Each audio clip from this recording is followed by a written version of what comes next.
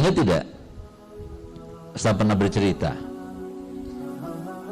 ada malaikat yang komplain kepada Allah. Kenapa komplain? Komplain terkait dengan keadaan dua orang. Yang satu hamba Allah yang menjadi walinya, yang satu hamba Allah yang menjadi musuhnya. Yang satu wali, satunya kafir. Maka kemudian yang kafir ini sebelum meninggal, dia ingin mendapatkan sesuatu, keinginan, disampaikan oleh Allah Ta'ala.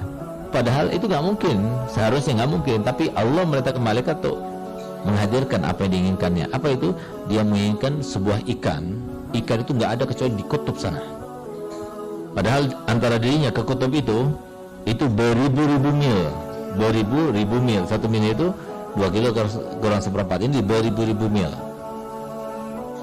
Tapi subhanallah, diambil oleh malaikat karena perintah Allah, kemudian dimasukkan ke jaring, lalu kemudian terjaring, lalu sampai ke kemana? Sampai kemana? Sampai kepada pedagang, dijualnya. Sampai dibeli sama orang kaya itu. Makan, puas, meninggal. Sementara si wali Allah ini, dia itu berharap makan roti yang empuk saja. Roti. Kita sudah pernah makan roti yang empuk? Pernah semua kan? Ini pengen dia makan roti yang empuk. Sampai dia meninggal gak pernah merasakannya. Padahal dia seorang wali Allah. Sayang tidak pada Allah? Allah sayang tidak pada dia? Sayang. Akhirnya apa? Komplain.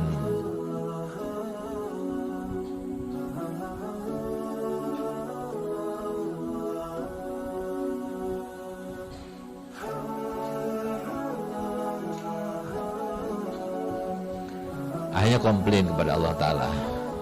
Apa katanya?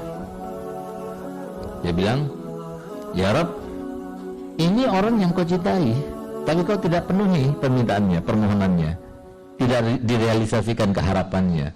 Sementara yang satu engkau musuhi, tapi justru apa yang diinginkannya engkau sampaikan. Apa jawabannya Allah Ta'ala? Dalia, si waliku ini, dia itu ada kesalahan. Satu kesalahan, aku nggak mau dia itu satu kesalahan itu diazab di akhirat, sehingga aku azab di dunia dengan aku tidak sampaikan keinginannya.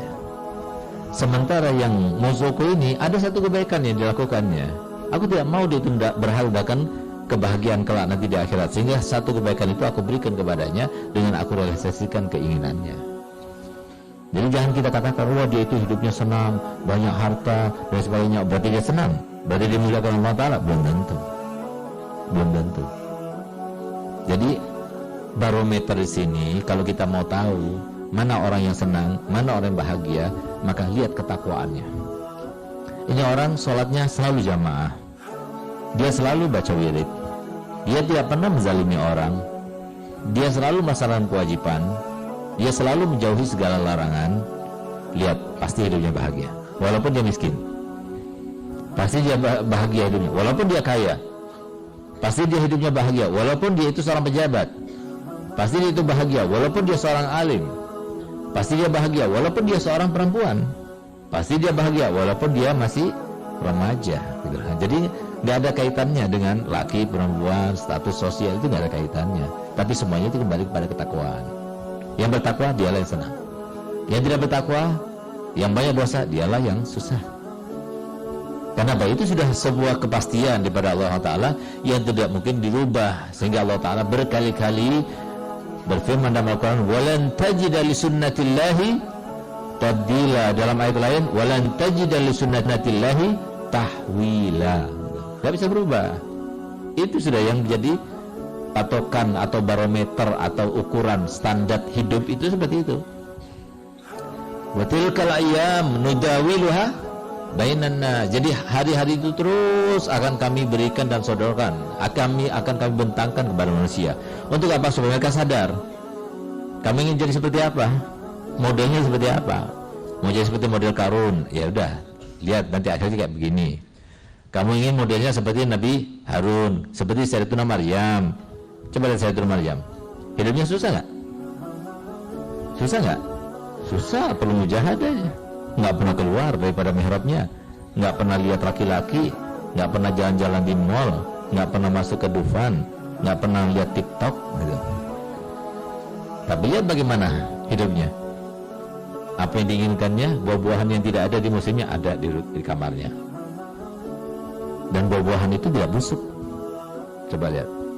Sehingga kemudian Sayyidina Yahya yang mendidiknya, yang mentarbiahnya, justru dia heran. Siapa yang membawa buah ini? Buah ini nggak ada. Musim ini belum ada. Gitu. Akhirnya ditanya, dari mana engkau dapatkan ini Maryam? Dan min indillah, ini dari Allah SWT. Innallaha yarzuqu may yasha. Kapan itu kejadiannya? Kejadiannya itu 2000 tahun yang lalu. 2000 tahun yang lalu. Jadi 500 tahun sebelum Nabi SAW terutus. Allah Ta'ala mampu untuk memberikan itu kepada Sayyidatina Maryam. Apakah nggak mampu untuk memberikan kepada kamu? Yang namanya juga Siti Maryam. Apalagi namanya Siti Fatimah. Nggak mampu Allah Ta'ala.